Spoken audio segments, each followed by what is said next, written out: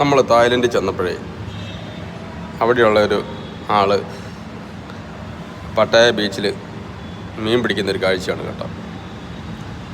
അവിടുത്തെ നാട്ടുകാരൻ തന്നെയാണ്.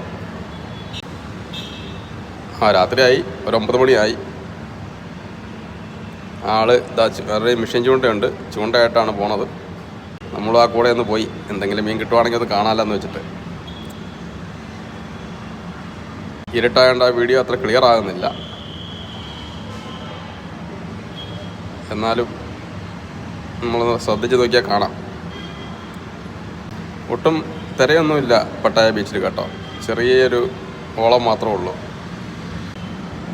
മീൻ ഈ പച്ചപ്പെട്ടിക്കകത്താണ് മീൻ പിടിച്ചു വെക്കുന്നത് കേട്ടോ. ഞങ്ങൾ അപ്പുറേ ഒരു ഡെസിക് തലാനിയ എന്ന് പറഞ്ഞ ഹോട്ടലുണ്ട്. അവിടെ നിന്ന് ഇങ്ങോട്ട് നടന്നിങ്ങ് വന്നതാണ്. അതിൻ്റെ തീരത്തോടെ അതിൻ്റെ സൈഡിൽ കൂടെ നടന്നു വന്നത്. അവിടെ നിന്ന് കഴിഞ്ഞാൽ നമുക്ക് ഈ ബീച്ച് ഫുള്ളായിട്ട് കാണാം, റൗണ്ട് ചെയ്ത് കാണാം.